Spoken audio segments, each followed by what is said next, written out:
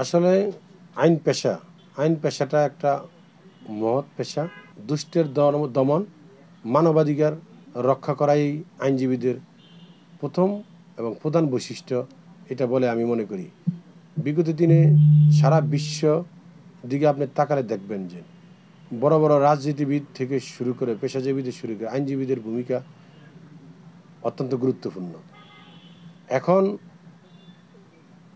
একজন সন্ত্রাসী, চাঁদাবাজ, মাদক, যেমন আইন শৃঙ্খলা বাহিনী প্রয়োগকারী সংস্থার যেমন দায়িত্ব রয়েছে, সেখানে কিন্তু আমি আইনজীবীদেরও রয়েছে বলে মনে করি। একজন পুলিশ, নর্মালি আমি আপনাকে এক্সাম্পল দিয়ে বুঝাচ্ছি যে একজন পুলিশ একজন চাঁদাবাজ, সন্ত্রাসী অথবা মাদক ব্যবসায়ীকে ধরল, আর একজন আইনজীবী কোনো মানবিক দিক অথবা এটার ভালো দিক মন্দ দিক চিন্তা না করে তাকে জামিন করে দিল, তাহলে তো বিষয়টা আসলে আইনের শাসন রক্ষা করা হলো না। তাই আইনজীবীদের হইল আইনের শাসন প্রতিষ্ঠা, মানবাধিকার রক্ষায় অগ্রণী ভূমিকা পালন করবে বলে আমি মনে করি। আর তারা এই সিদ্ধান্ত যদি কেউ ব্যক্তিগতভাবে নিয়ে থাকে, দলীয়ভাবে হয়ে থাকে, এটাকে আমি আর সাধুবাদ জানাই। এর প্রেক্ষাপটে কিন্তু আমার একটা বক্তব্য রয়েছে। আপনারা দেখেছেন এখানে যে ঘটনাটা এখন যেটা বেরিয়ে আসছে, মূল ঘটনা, এটার সাথে বাংলাদেশ জাতীয়তাবাদী দলের কোনো অঙ্গ সংগঠন জড়িত না, বরঞ্চ যে মারা গেছে সে যুবদল করে, যে হামলা করেছে তারা বিএনপির কোনো অঙ্গ সংগঠনের সাথেই এখন তাদের সম্পৃক্ততা নাই। তারপরও আমাদের দলের ভারপ্রাপ্ত চেয়ারম্যান থেকে শুরু করে প্রতিটি পর্যায়ের নেতাকর্মী আন্তরিকভাবে এটা ব্যথিত হয়েছে, দুঃখ প্রকাশ করেছে। কিন্তু বিএনপির ভারপ্রাপ্ত চেয়ারম্যান তারেক রহমানের এই দুঃখ প্রকাশ, এই ব্যথিত হওয়া, এই বিষয়টা অথবা বিএনপির দলের যে নমনীয়তা, এটাকে দুর্বল হিসাবে নিয়ে একটা গোষ্ঠী, আপনি দেখেন কোথায় তারা আঘাত করেছে। বাংলাদেশে এখন শহীদ রাষ্ট্রপতি জিয়াউর রহমান, সেই স্বাধীনতা সংগ্রামের সময়ের ভূমিকা, আপনি পরবর্তী সময়ে দেশনেত্রী বেগম খালেদা জিয়ার ভূমিকা, গণতন্ত্র প্রতিষ্ঠায় স্বৈরাচার হটানোর ব্যাপারে বিগত 17 বছর আপনি যদি দেখেন, একজন ব্যক্তি বাংলাদেশ জাতীয়তাবাদী দল তার সমস্ত অঙ্গ সংগঠন এবং বাংলাদেশের মানুষের সাথে থেকে, এমনকি বিভিন্ন সমমনা দলগুলোকে গুছিয়ে রেখে এই সরকারের বিরুদ্ধে যে আন্দোলনের যে নিবু নিবু শিখাকে জ্বালিয়ে রেখেছে তারেক রহমান। অনেকে বলে এক দফা আন্দোলনের মাধ্যমে পরাজিত করেছি, স্বৈরাচারকে পালিয়ে যেতে বাধ্য করেছি, কিন্তু যে এই আন্দোলনের যে নিবু নিবু বাতিটা, এটা ধরে রেখেছে তারেক রহমানের নেতৃত্বে। আপনি দেখেন এত বড় সংগঠন বাংলাদেশ জাতীয়তাবাদী দলের, সে সুদূর লন্ডন থেকে স্কাইপিতে তার বক্তব্য প্রচার করা বন্ধ করে দিয়েছে।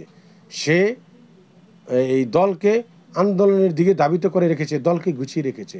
আর আপনি তার ইউটিউবে বিভিন্ন জায়গায় সাক্ষাৎকারে দেখবেন যে তার বক্তব্য, সে বলছিল ছাত্র জনতার পাশে থেকে এই আন্দোলনকে এক দফা স্বৈরাচারের পতনের আন্দোলনে ধাবিত করতে হবে, আর কোনো দাবি নাই, এক দফাই আমাদের এখন দাবি।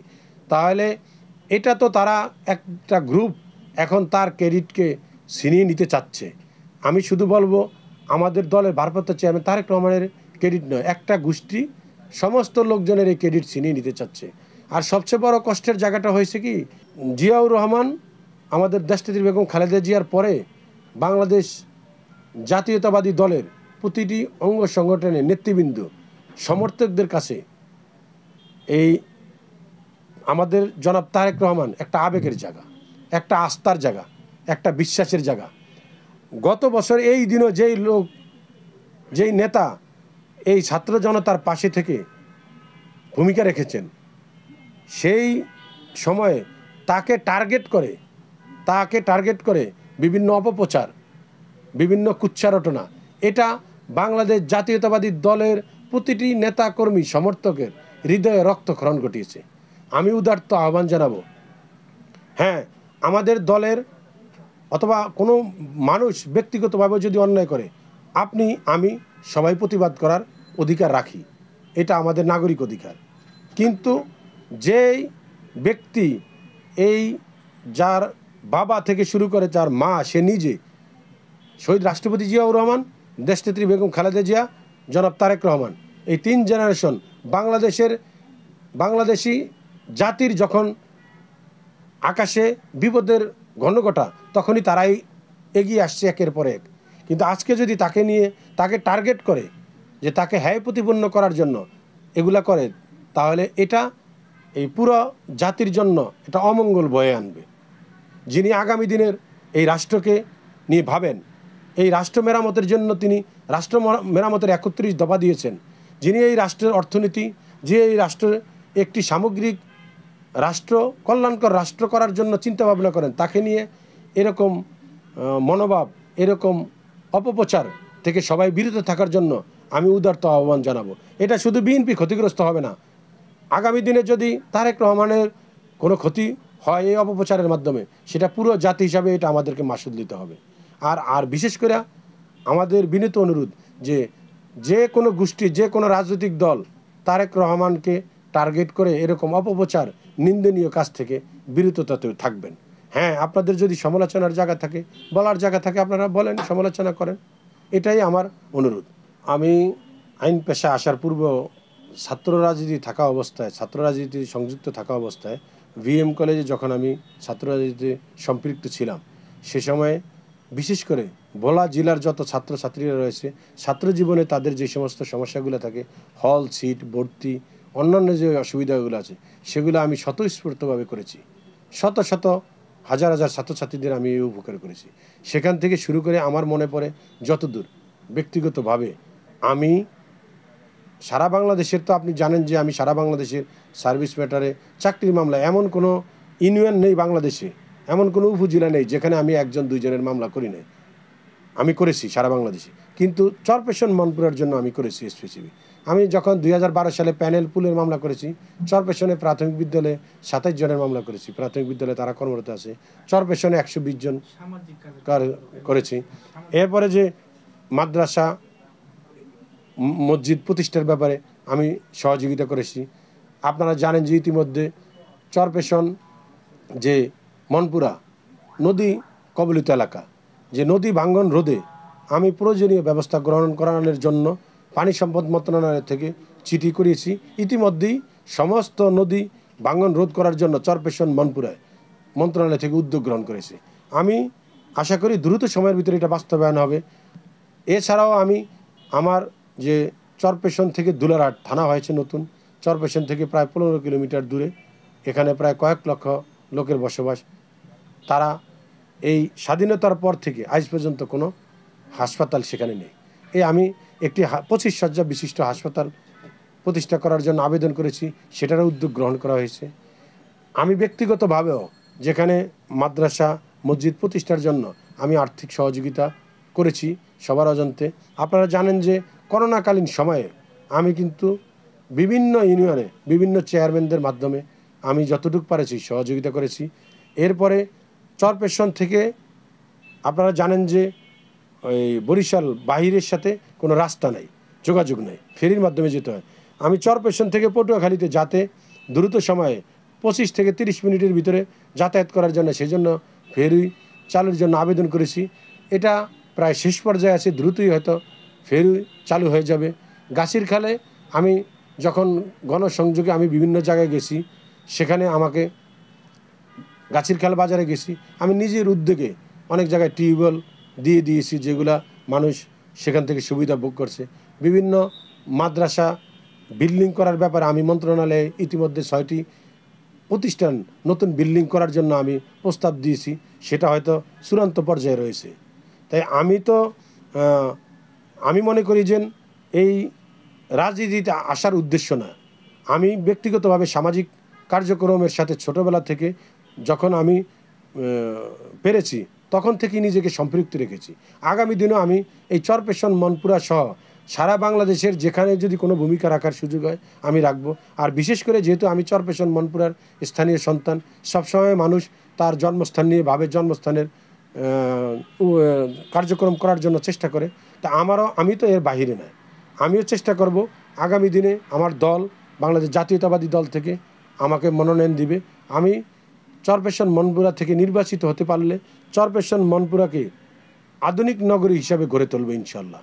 এক্ষেত্রে আমি দৃঢ়ভাবে বিশ্বাস করি আমার এই চরপেশন মনপুরা বাংলাদেশের বিভিন্ন জেলার বিভিন্ন উপজেলার একটা মডেল হিসাবে গড়ে উঠবে, যেখানে একটি শিক্ষিত সমাজ থাকবে, অর্থনীতি সমৃদ্ধশালী থাকবে, যেখানে সন্ত্রাস, চাঁদাবাজ, মাদক, দুর্নীতির কোনো স্থান থাকবে না বলে আমি মনে করি।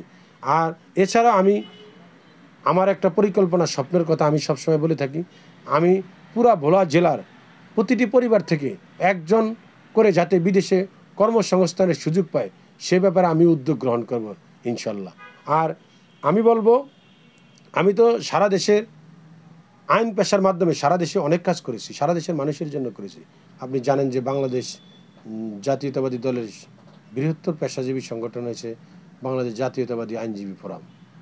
আইনজীবী ফোরামে আমি সুপ্রিম কোর্টের যুগ্ম সম্পাদকের দায়িত্ব পালন করেছি। আসলে ব্যস্ততার কারণে আমি অনেক সময় দেখা যায় অনেকেই মনে করে হয়তো যে আমি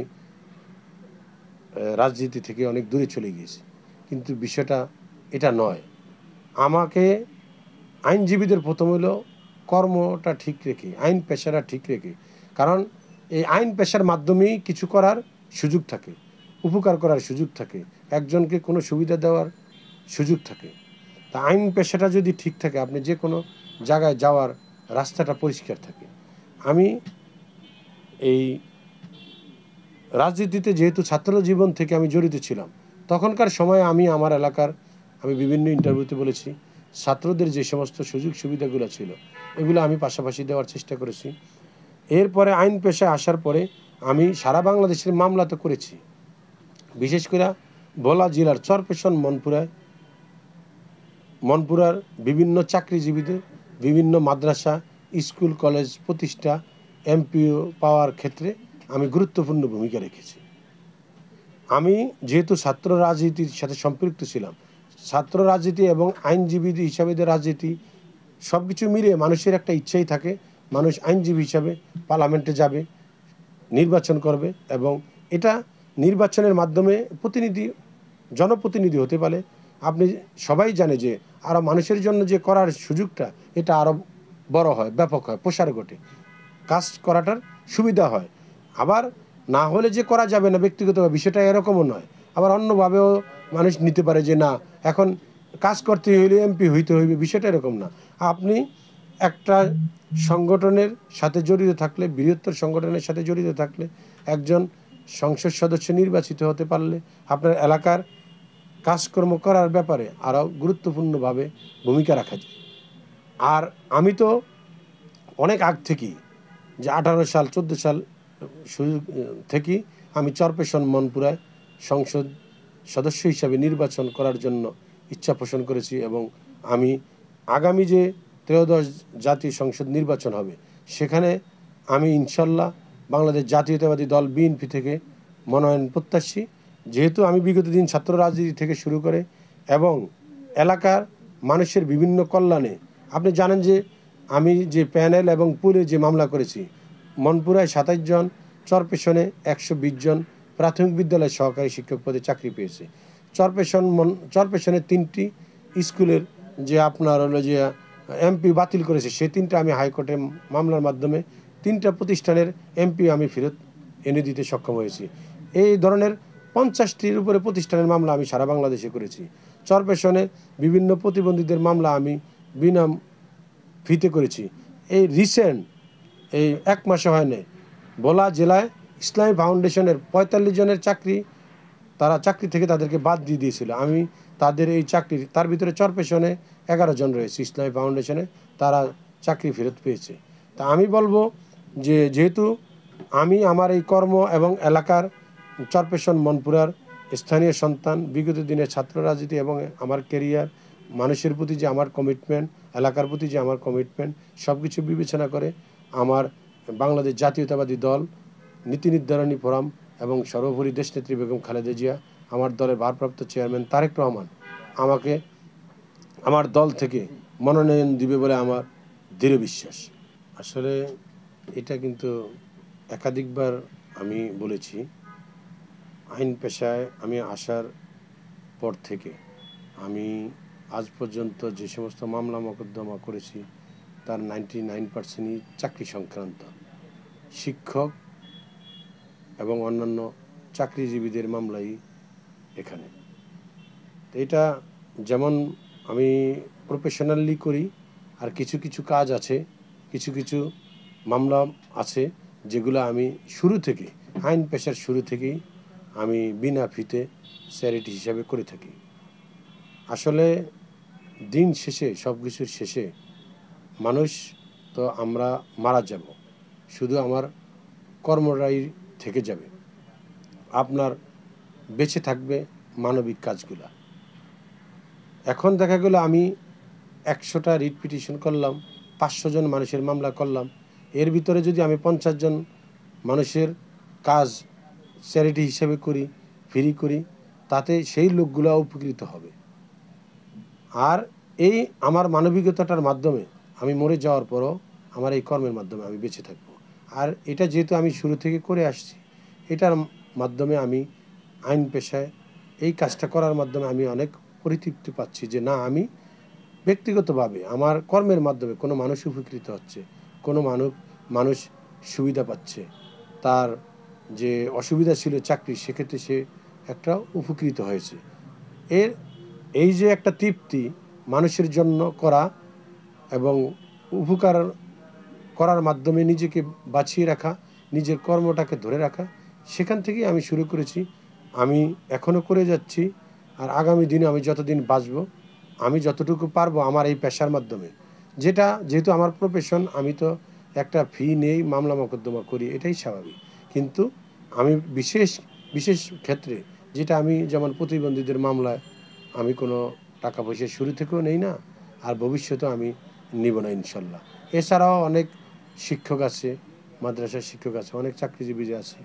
আর এটা শুধু মাদ্রাসা শিক্ষক চাকরিজীবীদের ক্ষেত্রে এটাও না, আমি কিন্তু বিসিএসে অনেকের চাকরি হয়েছে, সেখানেও কিন্তু আমি অনেকের ফি নেই এটা ইচ্ছাকৃতভাবে আমি নেই। কারো প্রতি আমার সন্তুষ্টি হয়েছে, কারো প্রতি আমার ভালো লাগছে, অথবা তারটা করতে আমার ইচ্ছে হয়েছে যে না এটা করি, এটা উপকার করলে আমি এটা তৃপ্তি সহকারে এটা করেছি। এতে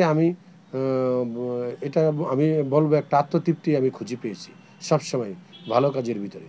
আমি জুলাই যোদ্ধাদের ব্যাপারে আমার একটা বক্তব্য আমি আগে বলেছি যে আমি যেটা বিশ্বাস করি যে আমাদের বাংলাদেশ জাতীয়তাবাদী দল এবং আমাদের ভারপ্রাপ্ত বিশেষ করে চেয়ারম্যান তারেক রহমানের পক্ষ থেকে জুলাই যোদ্ধা এবং আহতরা, জুলাই শহীদ পরিবাররা সর্বোচ্চ মর্যাদা পেয়েছে, এবং আগামীতেও বিএনপি ক্ষমতায় আসলে এই জুলাই যোদ্ধা এবং আহত পরিবাররা সর্বোচ্চ মর্যাদার আসীনে তারা থাকবে রাষ্ট্রীয়।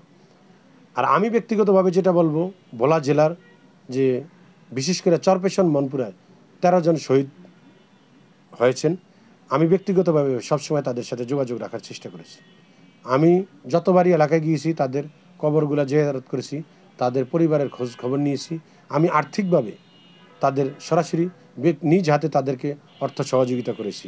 সর্বশেষ যে এই বিগত কয়েকদিন আগে আমি এলাকায় গিয়েছি, সেখানে এই শহীদদের উদ্দেশ্যে আমি মিলাদ, সারাদিন কোরআন খতম করেছি এবং এতিমদের মাঝে খাবার বিতরণ করেছি, নগদ অর্থ বিতরণ করেছি।